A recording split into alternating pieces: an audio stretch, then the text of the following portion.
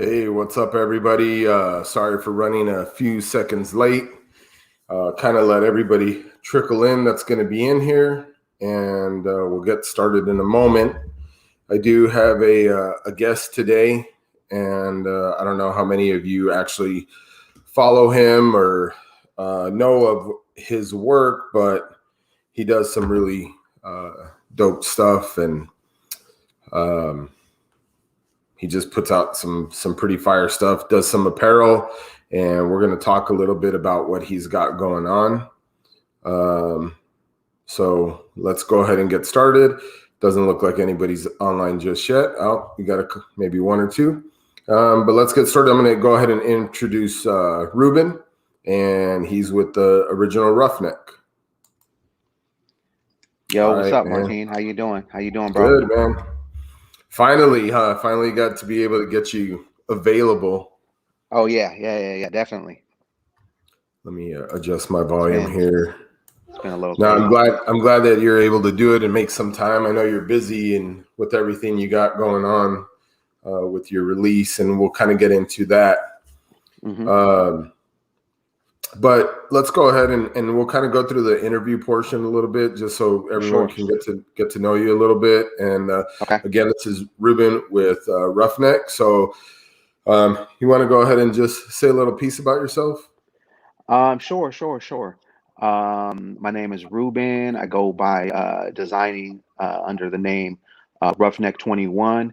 I've been mostly in the apparel industry, graphic tees, streetwear, urban.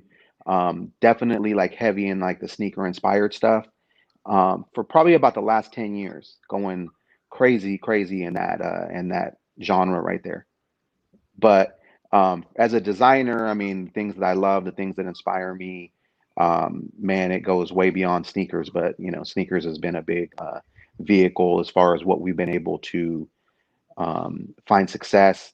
It's something that I'm very passionate about, a culture that I've been a part of, that I considered to be a big part of my DNA for the last, I don't know, since I was a kid, man. Since the probably the late '80s, early '90s. You know what I'm saying? Aging myself a little bit. Don't date yourself, man. No, that's good.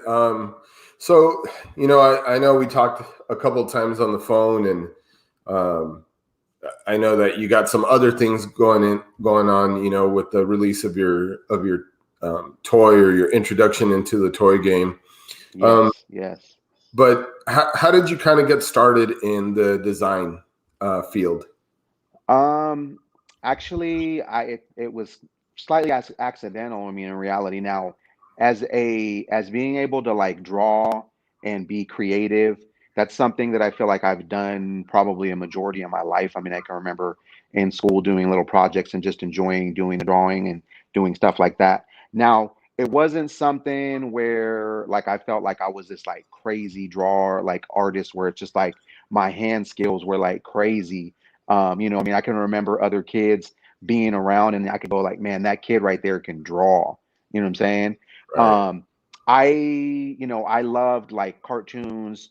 I loved basketball. So I would draw, basketball players. I draw Michael Jordan dunking.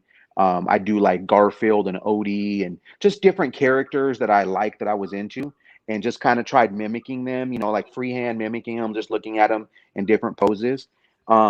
So I always consider myself to be like somebody who enjoyed that, but I never really looked at myself as being this like amazing, like artist, painter, illustrator, all that kind of stuff. So it wasn't really until like um middle probably sophomore year in high school, there was this class. It was just an elective. You go to school and you're just like, what are some things that I like, kind of like, and I'm into. And it was called graphic arts. And it was really, I mean, very old school, as far as like the things that you were learning. Uh, they taught you how to do some like basic photography, like with like a coffee can. You like put a pinhole in it and they use film. And the next thing you know, you're like creating like photography. You're in the dark room. So these are cool things that if you are creative and you're into stuff like that, you're really like intrigued by it. They got into like color theory. You're learning like your basic, complementary colors, and you create a color wheel. Um, but the crazy thing is I remember in that class so many like foundational things that stick to me, like even today as a designer. I mean, the the color wheel and the way that my use of colors, um, how you create in a design, whether it's a t-shirt or a hat, or it doesn't even matter what it is, but how you create the different levels of contrast, with heavy to light to positioning to all these Right. different things. I mean, the teacher was talking about these, and realistically, I mean, that's theory that I'm going like, yeah, okay, I get it. I'm listening to it. I'm practicing it. But all these years later, like it's like glue. It's like stuck in my head. Even when it comes to like fonts, like the usage of fonts and like different type of font typography, like using like heavier fonts with lighter fonts and kerning and stuff like that. Yeah. That's one thing that I see. Like I see some amazing illustrators, and their typography work is terrible. Right. It's not their strength, or vice versa. You got guys that kill it in typography. They can, I mean, hand draw scripts, their own fonts, etc., whatever, or they know how to put it together beautifully, and they're not very good at, illustrating characters or different or things like that. So for me, that was the start. And it was really just learning some of these basic foundations. Um, and eventually it led to, like, at the end of the school year, a final project being a screen print. Like you get to print your own T-shirt, and again, you don't even know this at the beginning of the class, but I'm like, yo, that's going to be crazy. And I'm very, I like to push myself in doing something that's kind of like outside the box, or like push myself as far as I can in the project. And back in the day, there was this orange film. It was called Ruby Lith, and you would take a drawing or a key line of something, and then tape your ruby lith, which was kind of like a translucent orange color film, and then you'd have to take like an X-Acto blade and like cut out the designs that you don't want, like reverse those pieces Right. out and then peel them out. And so you would eventually be left with this design that was like a reverse stencil. So then that got adhered to the screen with a little bit of water, and it adhered, and then you would literally just take the squeegee and just pull it, and then it would create your design. So I did this. There was this poster of Cypress Hill, and it had this like skull, and it had this like huge afro. I don't know if you've ever seen it. And it was all made of like um, marijuana leaves, just all just all over the place, just to create this huge afro. Um, I'm personally not a smoker. I mean, I've you know tried a few things here and there, but it's not something that I regularly do by any means. Right. But the design element of it was crazy. I love Cypress Hill. And it was just crazy. It just, he was smoking a blunt, had this huge afro, but it was like probably made up of like, I'm gonna guess like there had to have been like 500 leaves, 500 leaves in there. Some small, some big, like almost like a camouflage effect. Right. And I just said, "Lo, I'm gonna do it. I'm gonna just go in there." And I was like going for days, cutting out every single one of these leaves, cutting them out. And even the teacher's looking at me like, "Bro, what are you doing? Like that's crazy." I couldn't even believe he let me do it, though, to be completely honest, because here this is a school project, and legitimately, I mean, it's marijuana leaves. Now the crazy thing is, where I think he was cool with it is because he was in the '70s, formerly I believe he would play guitar. He was a musician, and he like Wow. legit was like when it was like Jimi Hendrix and like the Doors. Like he was literally like rocking with these dudes. He was a just a musician, not like a front man or anything like that. But he was really putting in that work. So he was a little crazy and cool in that way. Um, Made the shirt eventually, and I fell in love with the process of basically just creating t-shirts. And I was like, yo, I'm gonna sign up for this class again, and I'm not just gonna make one t-shirt. I'm gonna make like, I mean, hundreds of t-shirts. So then it became like a mission for me. Like every day, it's like, I mean, you see these kids, like if you love let's say basketball, and this kid like lives at the playground. He like, nonstop. He's just shooting hoops, and he could play all night long until he's called home. Well, that was like what it was for me. I was like, I'd get to school, I'd have like my Ruby lift with my new design. I would be cutting it out in class, like not barely paying attention, but being, doing just enough to get the grades and pass the test and this, that, and the other. Um, every opportunity I was like working on my designs. I'd sneak in there at lunch. I'd be there after school, before school. Um, and just to be able to rock a new shirt and just come in, everyone's like, "Oh, that's dope. Where'd you get that?" And I'm like, "Oh, I made it. I'm the only one. Nobody's got them." And so I did that for the majority of my high school, and I accumulated hundreds of my own T-shirts. Some of those are original designs. Some of those were just concepts of stuff that I was into, whether it was like Voltron or a lot of skateboard graphics that were going on at the time. I was born and raised just about an hour outside of Los Angeles, so it was real heavy, West Coast stuff going on down there. Skate scene, uh, graffiti. I mean, you got everything and that, LA culture that was happening in that time frame. So it was a really dope place to be. And I was making anything that was exciting, that was dope, or that inspired me. And by the time I got out of high school, I legit like had accumulated this huge portfolio of designs. And I even went into this shop one time and I showed him my work, and he goes, "You didn't do this." And I was like, "Yeah, I did."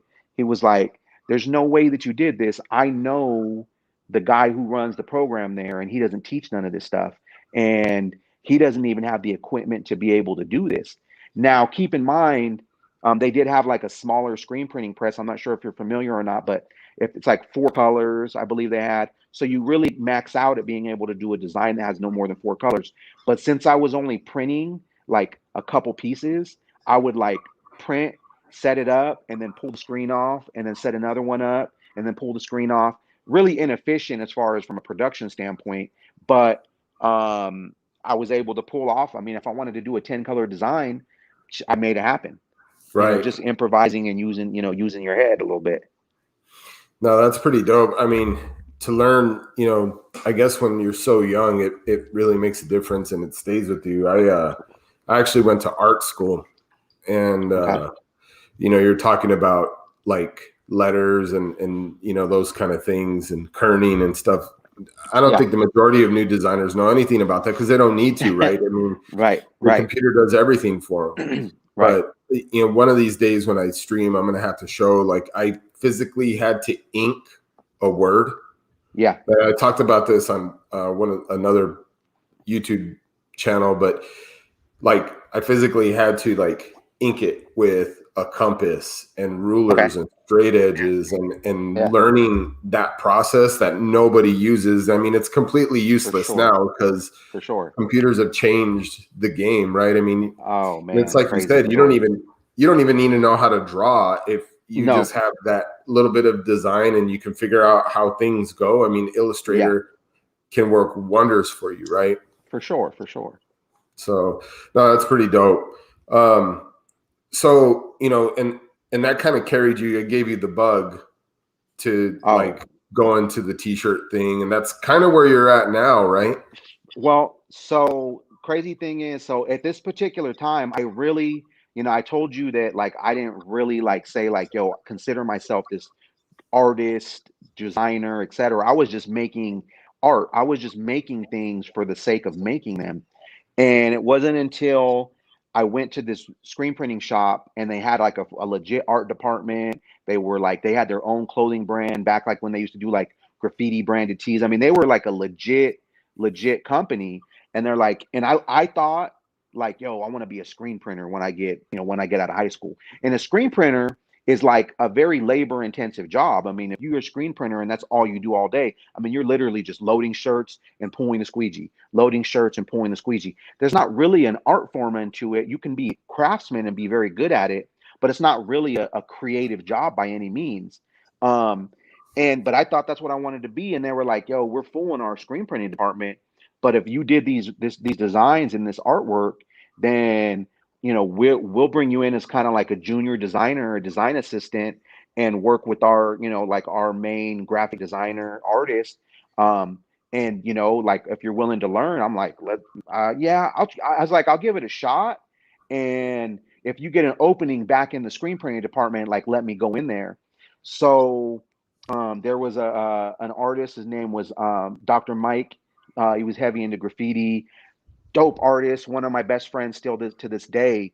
And he just kind of took me under his wing, was like, okay, bro, like I'll show you, what I do. And he would give me just basic stuff like recreating logos. And I think that's huge, is as a graphic designer, we're not even going to get into being an artist at this point, just being a graphic designer. I always tell people, like, if you want to learn the program, it's really simple. Like, just take logos and recreate them. You know what I'm saying? Yeah. Recreate the shapes, recreate the fonts. And so what you're really doing is you're learning, how to utilize the tools. It doesn't matter if you use Illustrator or Procreate or Freehand or Corel Draw or whatever program you're using. Those are literally just tools. It's like you got a hammer, a screwdriver, a pen, a ruler, a pair of scissors. But unless you know how to use those things, they're worthless. Right. But as soon as you figure out, like, yo, I can make anything. Like, I got a pencil, I got a pen, I got a pair of scissors, I got an eraser, I got all these tools that are essentially the computer, the program. Once you learn, like, okay, if I cut this out, if I trim this, if I weld this, if I add these strokes, the contours, all these things, and then you start looking at designs differently. So you see a design in a store, and all of a sudden your brain starts just like processing, like, oh, I know how they did that. You know what I'm saying? They made this shape, they took the Hmm. triangle, they took some rectangles, they did this, they cut that out, they added some fonts, they did all this work. They threw an envelope on it, contoured it. Um, at that point, when you become a master of your tools, what ends up happening is, if you are creative, if you have your own ideas, whether you sketch them or whether you just jump on the computer and start creating with that, I mean, essentially, you now have the ability to create something from scratch because you now know how to use the tools. Yeah. Where if you don't know how to use the tools, the programs are worthless at the end of the Exactly. day. And I think I talked to John from Ink Park, and I know he's a mutual friend. For Um, sure. and he's really good at explaining how to use those tools, because for me, like I said, I come from that old school kind of Yeah, like hand, hand and pen, hand and paper, for hand and sure. mark, For sure. or For sure. pencil, hand and marker. And so this whole thing for me has been a learning experience, little at a Hmm. time, like little pieces. And you do need to know the craft, because For if sure. you don't know that, you could be a great artist. For sure. And I mean, everything is digital now. So Yes. it doesn't, I mean, even the simplest thing, right? You have to learn You have that to. tool in You order have to. to advance yourself. And I think, Yeah. you do have a lot of people that are really good at the tool and not Right. really good at the art. And it's Right. that perfect mix, and I'm always learning. You know, John has sent me some videos to kind of look at, and sometimes I'll forget, and I'm like, okay, I'm going to go watch his videos that he sent me so I can Yeah. remember how to do it. I'm like, Right. and it's just practice. It's just doing it Yeah. over and over and over. For sure. I mean, I've been doing vector-based graphics now for 20 plus years. And my specific tool, set, my program is going to be crazy because the industry standard for graphics, as far as from a vector-based program, is Adobe Illustrator. Yep. And that's what most designers use. Well, I didn't go to school, so I didn't use anything Adobe to begin with. I came up in the screen printing game, and screen printing, graphics, signs, etc. The program, even at one point, I don't know if it's still as heavy now today as it once was a program called Corel Draw. Yep. They just came out with a new version just this last week. It's like Corel 21 or 2021 or something. Essentially, I mean, in a nutshell, it's the same program as as Illustrator, it'd be like as if you said like, yo, I drive a Mercedes, you drive a BMW, who's better? Well, I mean, you're Right. going to have people that say, well, these Mercedes are better or this BMW is better. Or even if somebody wanted to like say like, yo, that's not even any, one of those, that's a Honda. Well, whatever. Here's the deal. The reality of it is it's a program. It's got the tools, and the real skill set and the real out finished product is right up here. Yeah. You know what I'm saying? Right here. You know what I'm saying? And whether you're a illustrator by hand, a digital illustrator, um, the creativity in your mind, if we're talking about original designs, um, can't be boxed in by a program. You know what I'm saying? It just can't be. Now you need those skill sets, like you were saying. If you are this amazing, talented painter, illustrator, you can get down with pencils, pens, calligraphy, whatever. That's great. But if you ever want to translate that into real products or real things, I mean, majority of it needs to go in, at least the best versions are always in the vector-based programs, unless you're working with some really crazy like 3D effects and raster graphics that aren't, very uniform, and they just got all kinds of gradients and shading and all this kind of stuff. Then you want to, then you're going to want to use like Photoshop and programs like that. But at the end of the day, most of the stuff that you see from package designs, um, products, t-shirts, hats, I mean, there's some vector graphics in there that are like the native foundation to, even if they throw it in and add effects to it, it still kind of starts with that basic foundation of the vector graphic. Yeah. Yeah, absolutely. And everything nowadays is vector based. Everything. Yes, for sure. And I mean, and yeah, I got a friend, and he's got these dope ideas, but they get limited at the point when it's like, yo, you want to make a pin, you want to make a hat, you want to make a t-shirt, like it can go nowhere until we can get it vectorized. You know what I'm saying? right, right. Essentially. Yeah, and I mean that's just creating the vector is a big deal, and learning it, because you do limit yourself as an artist, and then you limit people being able to even see what you're doing with the world of Instagram, Facebook, Hmm. all of the social media that people are using to put themselves out there. Yeah, And you really miss it, because what are you going to do? Take a picture of a drawing that you did? for I mean, you sure. can do that, but it's not going to have the same effect. It's beautiful to show the process and the Right. progression. It's always beautiful because it shows people that it started off somewhere and then you get to another point and they're like, whoa. And they can appreciate even the basic part of it to the finished product. That's a beautiful thing. But if it's just like you said, just like hand drawings or sketches, I mean, you can respect the craft of being able to be this skilled illustrator, even if it's just all with the pencil and shading. I mean, that's a beautiful thing to admire, but it can't go anywhere really in the real world of products. I mean, unless that's the look that you're going for, you know what I'm saying, on Right. the product, you know, Right. Right. And there is that market too, but for I sure. think when you're talking about putting a t-shirt out, or putting it T-shirts, like caps or whatever, hats, or even just like what you're doing, toys, right? for That sure. that stuff needs to be digital. It needs to be Oh yeah, digital. yeah. I mean, it's I mean, it's definitely the way of the world, and it's even going. I mean, it went from like the native stuff of just being able to take hand drawings or pencil drawings, line drawings, markers, and then to 2D digital vector stuff.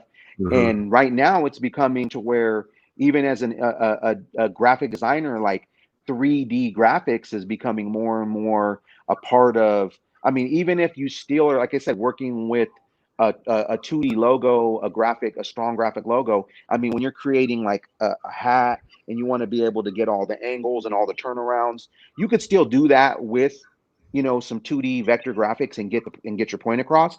But the more that you're able to express things through 3D, I mean, it just again creates another further progression of where products and everything is going.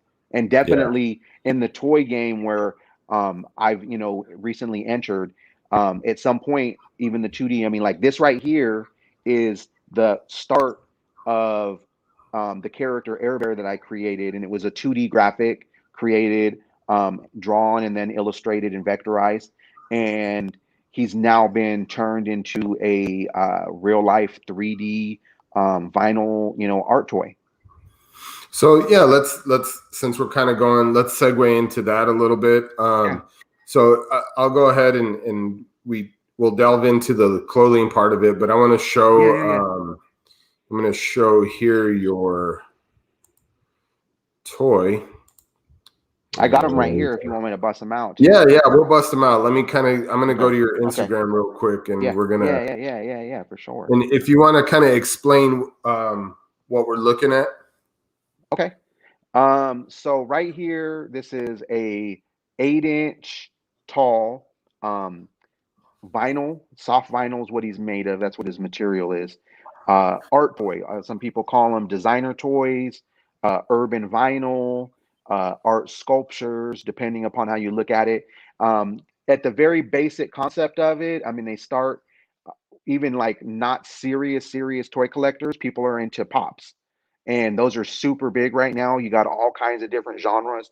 The difference between like a pop and like a designer toy is really comes down to the usually the production amount. Like when you're talking a toy like this, we created and released or going to be releasing an edition of 367 pieces. So that's a very small run, as opposed to if you're getting like a pop, there could be 50,000 pieces or more of a design, which doesn't make it, you know, uh, any bad by any sense. But just like any art, it's like as if you have like a one of one original hand painting of of a famous artist. I mean, you can't touch that compared to if you go like, oh, I got a poster that I bought at Walmart of his work. You know what I'm saying? That I bought for $10. Well, that poster isn't going to have the same value as the original one-on-one painting. So when you get into the smaller editions, when you're talking like a designer toy like this, 367 pieces, it's not only about just getting it just for the value of the art, but there is a level of appreciation and exclusivity that basically goes into it, where it's like, hey, I have this specific artist, this design, and this color, and there's only X amount of them. Sometimes, I mean, a lot of these guys are creating their hand creating their toys and doing maybe runs of 30, hand Right. painting them, hand sculpting them, I mean, hand packaging them, all this kind of stuff.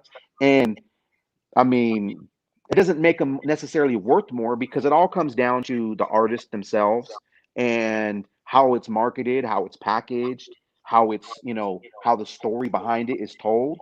And that's going to create an audience awareness that they either are like going crazy for it, they don't know about it, or if, it's like with anything, everything comes down to a very simple concept of supply and demand. If, Right. 20,000 people want to purchase my toy, my art toy, and there's only 367 of them, and they all rush to the website to buy it, and he sells out in an instant. Well, guess what's going to happen? The natural thing goes, especially in this era that we're in today, Yep. everything like, especially with this younger generation, people are like, sometimes the sad part about it is they're buying it just to flip it, not even because Yep. they want it, because they're buying it as it's like a hustle. So but that's the nature of who we are, is when there's this crazy demand, and you are able to get your hands on something, and then people are like saying like, yo, I don't even know what you paid for that, but it's worth this to me. It's the sky's the limit with it. I mean, you got artists that their stuff goes for crazy amounts, because the demand is there, and you got artists that do super dope work, but nobody knows about them, or Right. there's no hype around their work, or there's no awareness around their work. And it's not that their work isn't dope, it's not that their products aren't dope, it's that nobody's maybe aware of them, or they present themselves in a way to where um there's not really a reason to get excited about it. Yeah. Some of the biggest things in hype right now aren't really any different or any better per se than anything else. It's somebody's been able to hype it up in such a way that they got people or a market of people believing that, like, yo, it's crazy. I mean, like, you you rock hard in the hat game, and I'm a fitted hat guy. Like, that's my thing. And fitted hats right now are going through this crazy wave that it's crazy watching it. It's really driven by, for the most part, the younger generation. Um, Hmm. but they're like getting down with fitteds like as if like they're the brand new thing. And like Right. I've been rocking fitteds for, I mean, probably the last 15, 20 years. I've always preferred a fitted cap over a snapback. Yeah. No disrespect to snapbacks. I have a few in my collection. I just have always loved the quality of a fitted hat over a snapback as far as just the overall construction. And I mean, again, kind of like me, I'm like a heavy Nike guy. I've always been a New Era guy, even over like Mitchell and Ness and 47s and everything else. It's like I just have always been down with New Era. I've always rocked them. I'm a big Nike guy. Like most people, I mean, I got a pretty heavy brand loyalty when I find something that I like and that I rock with. That doesn't mean that I'm not willing to like explore other options. As long as, Right. as long as the quality is there. But what ends up happening when you have somebody who's like first to market, they're a market leader and they're killing it. Well, now that's who you got to compete and you got to put your product out against, because people are gonna like they're like the standard now. So it's like if you put out a fitted hat and everybody's rocking New Eras, well, guess what? Their first thing they're going to be like, okay, well, it's not a New Era. Okay, well, I'm still willing maybe to check it out, maybe. What's it like?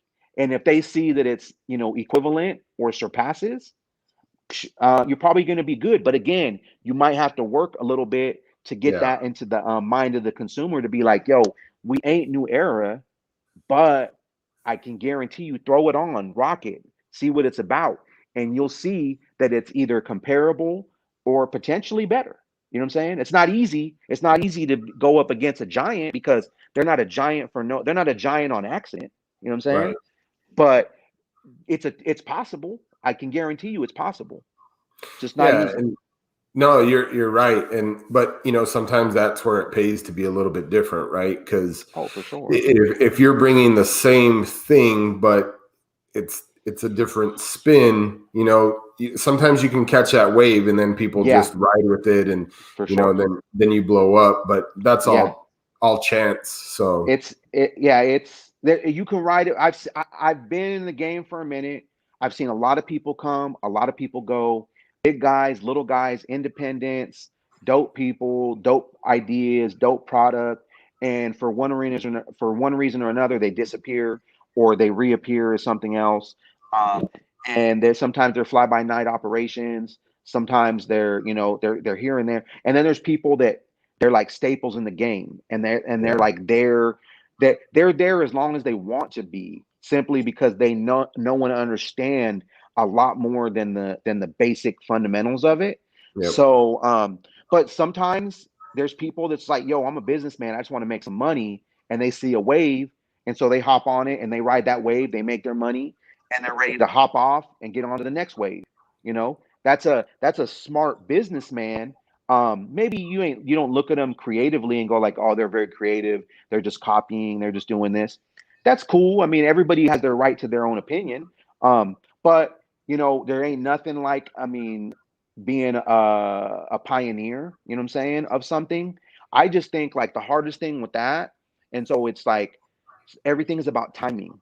So right, you could have this crazy dope idea and you do it and it totally fails. And it wasn't because it wasn't a good idea, it was because the timing wasn't right. right, And then somebody else sees it or was inspired by it, and maybe they just took it and tweaked it a little bit more. Maybe you were so close to hitting it and you were just a little bit off, but then they seen it and they tweaked it, and they end up reaping the majority of the benefits from it. right, Because it's like, I mean, look at like athletes nowadays. I mean, they're get I just seen, I don't pay super attention to it, but I seen some cat sign like a 30-year contract or some crazy, you know what I'm saying? Some crazy contract. Basically, he signed for his whole lifespan career. This is in baseball I'm talking. Um, and I mean, it's like, two, $300 million at the end of the day. And it's like man, the guys that paved the way for the game for what it is today, they were lucky to go home with a peanut butter jelly and sandwich and some peanuts. You know what I'm Right. saying? Right. And it's just sometimes it's just like that. Yep. No, that's true. That's absolutely true. And You know, hard work pays off, you know. for sure. So But definitely, so I mean, if you believe in it, just push and push and push, yeah. and make it happen. And hopefully it becomes everything that you dreamed that it could be. Yeah. And that's probably the greatest advice anybody could give. Hmm. So let's go ahead. I'm gonna try to remove myself here from the video, but keep my audio. Yeah. And let me focus on you so you can unwrap. So let me try this. Haven't done this before. Okay. Okay.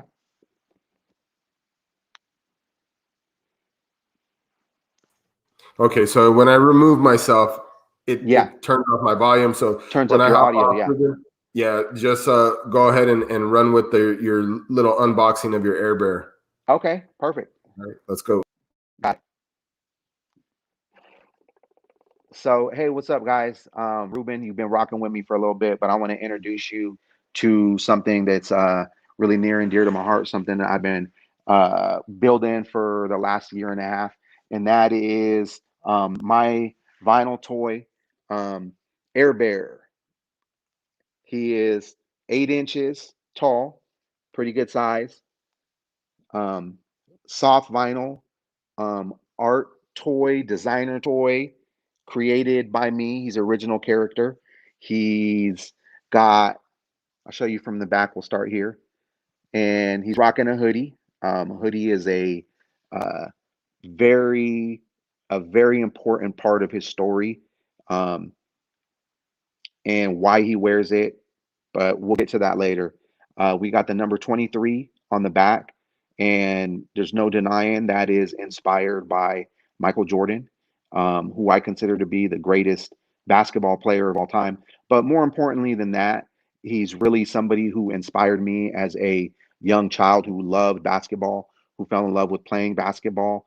Is he gave me um, he made me want to go out to the court and slam dunk or pretend I was dunking, dribble the ball with your tongue out and just really want to be the best basketball player that you possibly could be.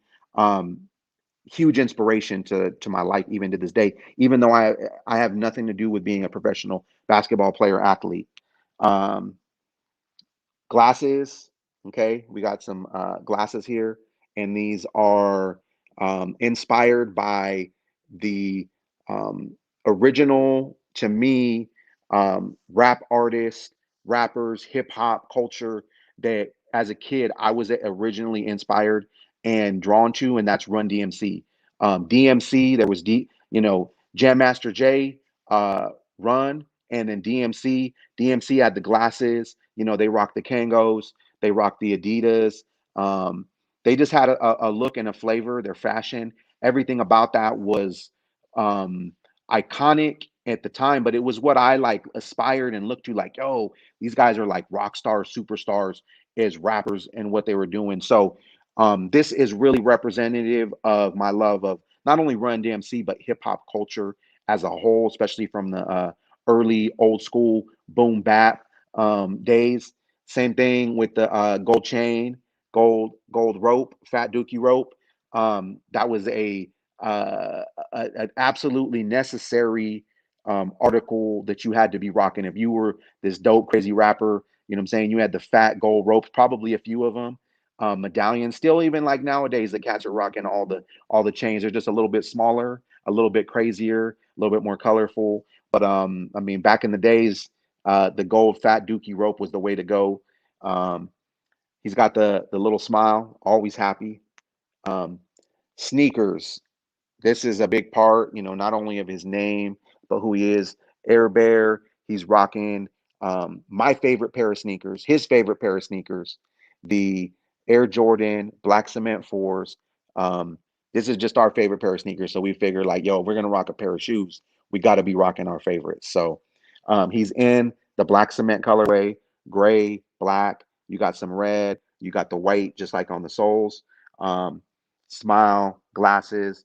At the end of the day, man, he's really just representative of um, the inner child and the things that I loved when life was simple. You know what I'm saying? When you didn't have to worry about nothing, you just got to be yourself.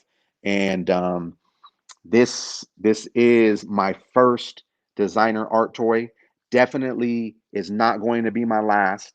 I got the signature Roughneck 21 right there. Um, he is super dope. I'm super proud of him.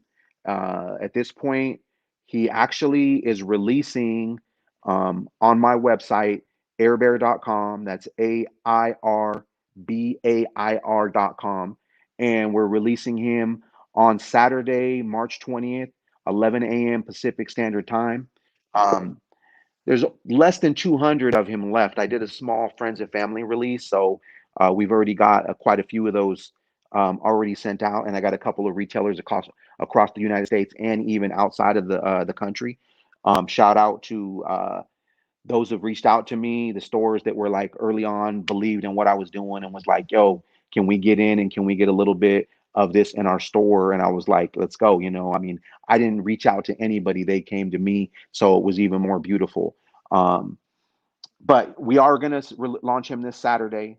I suspect, based on the way that people have been really rocking with him, he's not going to last long. So if you're interested in him, please check us out this weekend, and we'll be doing more colorways in the future.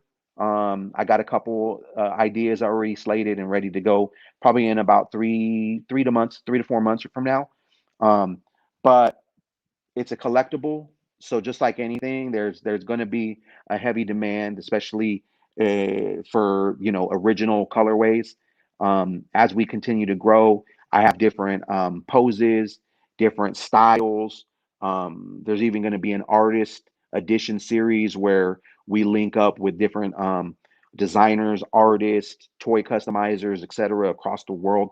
People that love and into the things that like I get to, but they're going to be able to put their spin, their colorways, their logos, and things that make this a signature piece to their style. So I'm excited to work and collaborate with other designers and other artists in the same space, in different spaces, and really just go crazy because even though he is a designer toy, even though I started in producing graphic tees and t-shirts and headwear and things like that, enamel pins. Really, it's beyond the product. It's really about telling a story.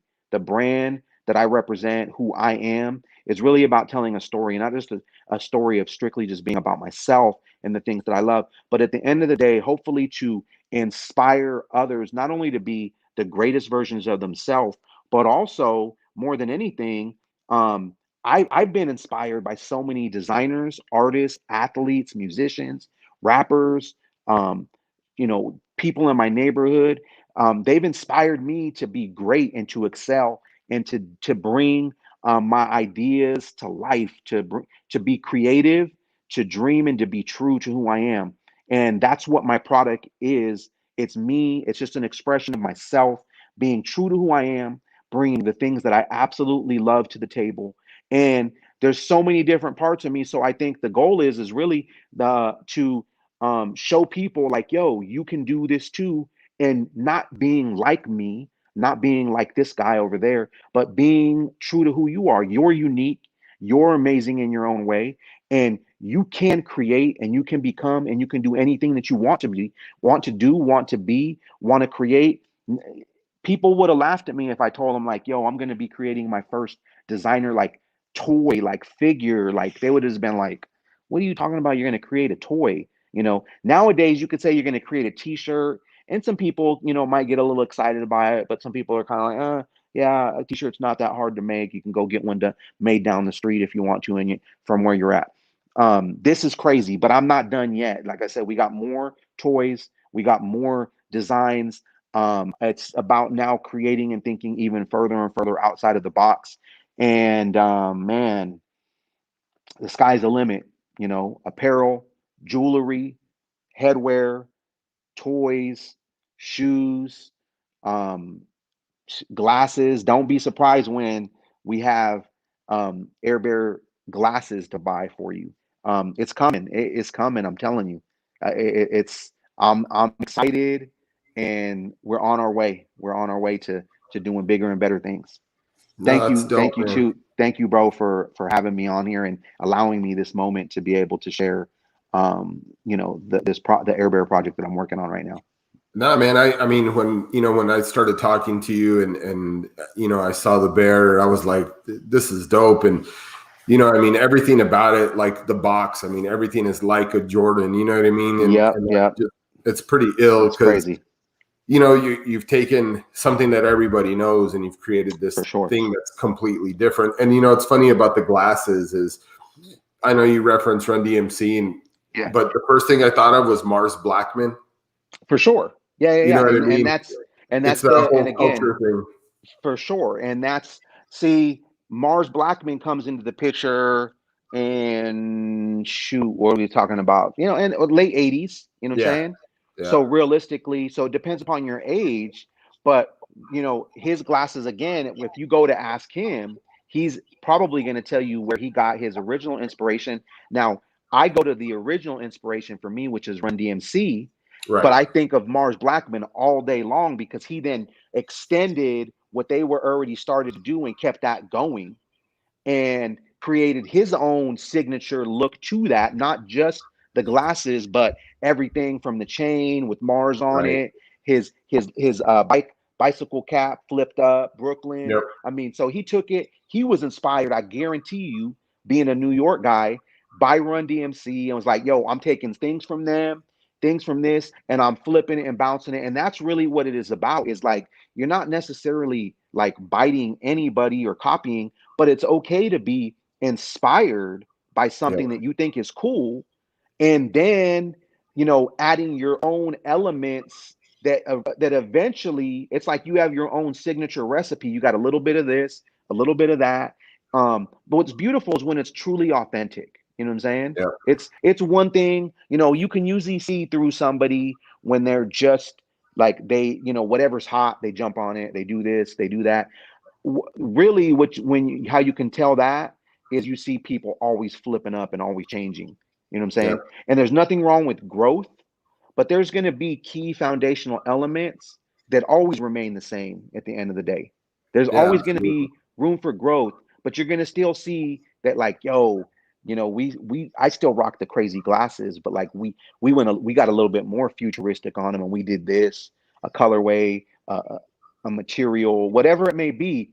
It's about progressing that, not just being a carbon copy of somebody that's already out there and has done something, Yeah. Absolutely. No, it's dope, So man. And I can't stress enough how appreciative that you made the time yourself to come on here. And I oh, don't no have a doubt. big following or anything, but what I'm trying to do too is just make the little bit of people that do kind of tune in, just Yep. check what's going on. I want them to be aware of artists and creators that are bringing other things to the game, because I think there are too many people that are overlooked. And I know you have like 70,000 followers or whatever. So, I mean, you're not overlooked in that sense, but why can't you be at 500,000 or a million? Yeah, for You know what sure. I'm saying? Like there's For always sure. that room to kind of just bring everybody into it. And that's kind of what what I want to do. I mean, I don't have this huge following even on Instagram. I got, there's this little subset of people. I know that the stuff that I do is very specific, and Yeah. only certain people kind of rock with it, and I'm good with that. Right. But Right. but I'm different. I'm bringing other things that people hadn't done before. For sure. And I think that's really important. And there's other designers that are doing some Hat Club stuff or doing stuff on their own that are really being original and trying to bring their flavor too, right? And just Yeah. exposing, whether it's regional and exposing people to that, where they're from or what their life experience is, because art is about everybody's road to in their life, right? You always For take a sure. little piece of For what has sure. happened to you or what you've Without encountered, a and doubt. and you turn that into what you're creating. Absolutely. Absolutely. As an artist, I believe that the things that the cultures, everything that makes up who you are should come out in your art. It's an Yep. expression not only of yourself, but of the times and the cultures that you're that have literally soaked into you. You know what I'm saying? Yeah, absolutely. So it's essential. I don't think that you would be true and authentic if you just said like, yo, like there's this new style of art that's out. I'm gonna start trying to do it. Now, I mean, if you absolutely were passionate about it, I think it's okay to prescribe to that. But I think that really what's going to always come out and what is really about your signature, your style, is Yep. really about the cultures. It's really about, and culture isn't just about like race and colors and Right. people. It's really, I mean, as being, a Hispanic male and yourself, I can guarantee you we're both, Mexican American. I'm not sure exactly where your heritage falls, but Yeah, at I'm the end, Mexican. okay, so Mexican American, but I can guarantee you, you were raised in Tucson, is that correct? Yep. Okay, so I'm born and raised outside of a suburb of Los Angeles, or outside of I'm an hour out of Los Angeles, so not even a suburb of Los Angeles, but technically that's the easiest way to explain it. Yeah. Um, so I get the LA vibes, but we're still out of that that heavy urban circle, so we're not LA. So even me growing up a Hispanic Mexican American growing up in Los Angeles, the city, and me growing up an hour outside of that, I mean, the way that our family cooks, the way that Right. the jobs that maybe my grandparents and my parents have compared to what they do, they might have people that grow up in the garment industry, so that's part of their culture. My family is heavy into aircraft mechanics and stuff like that. So those cultures just we cannot be limited just by what we look and see on the outside, because we might think because hey, we're all Mexican Americans, we're all I mean, people, you got Puerto Ricans, you got Colombians, you got El Hmm. Salvadorians, you got all these different Latin, and they're totally different from each Right. other. Right. Other than maybe everybody speaks Spanish, but I mean, even their Spanish is a different Oh yeah. version of Yep. their Spanish, or let alone again that maybe don't even speak Spanish because the generations, the language has been lost in that regards. So at the end of the day, it's still the cultures. To me, all these things are about cultures. Basketball, Michael Jordan, Chicago Bulls, Run Yep. DMC, hip Yep. hop, sneakers, Mars Blackman. You know, I mean, these are just some foundational things that represent the cultures that I was exposed to and that I loved and fell in love with and became a part of who I am today. Yep. That's what makes every one of us unique, is that we're all so different because we're allowed to love the different things that we like. We don't have to love, even if you grow up in a household, your brother could be into heavy metal and you could be into hip hop. You know what Right. I'm saying? It's totally, it's okay to do that if that's how it goes down. But Yep. one last thing to speak to your thing about the Instagram, the following, the followers, and that kind of stuff. Um, I was fortunate to come in on an early stage of Instagram when it was more organic. And when I say by that is like people actually got to like what they like. They got to follow who they wanted to follow. They got to engage with their the people that they follow. They got to see their post.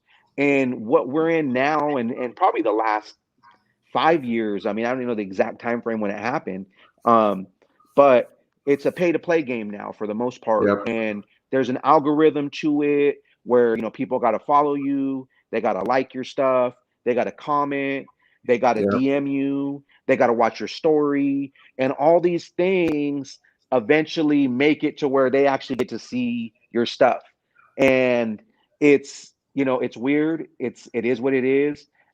They do it. They have their purposes and their reasons. They want all the information and they want to be able to funnel and direct people exactly where they want to go for a little bit of money. If you pay them, they'll point you in the right direction.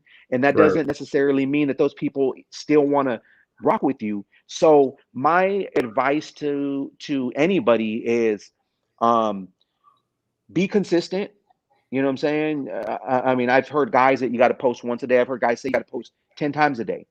But be consistent, whatever that consistent is for you. Try to create dope content that's, you know, original and that you find that people like. Not, you want to be true to yourself, but you also got to go like, hey, this isn't just for me, it's for other people. So let me try to see, do people like when I do, you know, my hand drawings and they watch the time lapses? Do they like when I'm doing tutorials? Do they like my Right. photographs? Do they like when I talk? Do they like to go live and engage with me? So you got to figure those things out. Try to figure Right. out and see which one works the best and which one you're naturally good at, and just keep pushing and keep trying different things until you find something that clicks. And the same thing goes with like your product. I mean, like we were heavy into like the whole sneaker culture, sneaker inspired artwork, t-shirts, etc. Um, and it's something that I truly and authentically and genuinely love.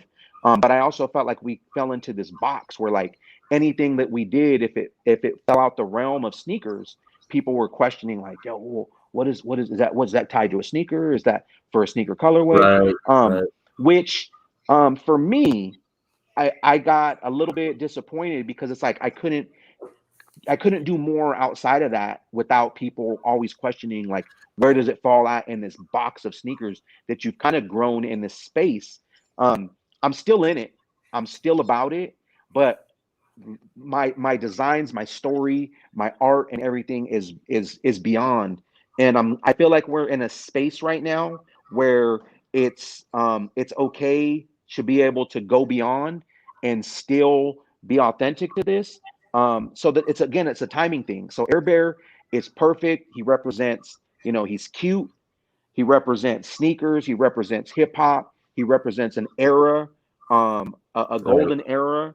Um, and he's got just a lot of these elements. And, you know, art toys is something that's really on the rise, just like, fitted hats are on the rise right now, all these different things. So the timing is beautiful. I say, um, keep pushing, keep mining and pushing till you find those things. I've found right now, and it's really blowing my mind. I've got, you know, an X amount of followers, which are cool. I get a heavy amount of people, which are about the same people that engage with me on a regular basis. Um, and those are the people that I know that I really speak to. Could be, you know, a small amount compared to that 70,000. The goal isn't to worry about the numbers of it, but just to say who is rocking with me, who's really Right. getting down with me, Right. and focus on them. And the doors, if you continue and you're consistent, the doors will open and the doors will come when they're ready. Air Bear right now is blowing doors open. I got people before that, you know, it was, you know, I'm a pretty low key guy, believe it or not. I'm pretty mellow. I'm not out there being flashy, trying to, you know, uh, name drop or who I know or try to fit into this crowd or that. I just keep it real simple. If you rock with me, you rock with me. If you don't, you don't. I'm not trying to be in the cool kids club.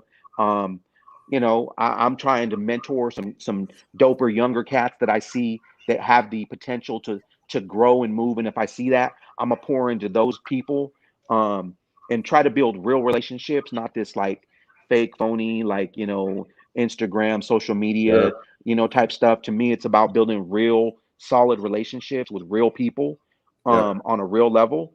Um, but like Air Bear's blowing some doors open right now, and I got people coming out the woodworks, um, that are like willing to take my calls now, that are willing to listen to me in the DMs now, to reach, or reaching out to me. So um it's dope. Don't get it wrong. I mean, I think it's dope because it's like, as an artist, as a designer, as a creator, it's what you want from the gate. And Right. at Right. some point it's not happening. So sometimes it's easy to get frustrated and be like, ah man, you know, certain amount of people ain't rocking with me, not as much as like this other brand or this, that, and another. And I've just tried to not pay too much attention to that. I've grown a very serious business over the last 10 years. I've been very successful in so many ways to where I don't care how cool I am. I don't care what the followers are like. I don't care what the likes are like.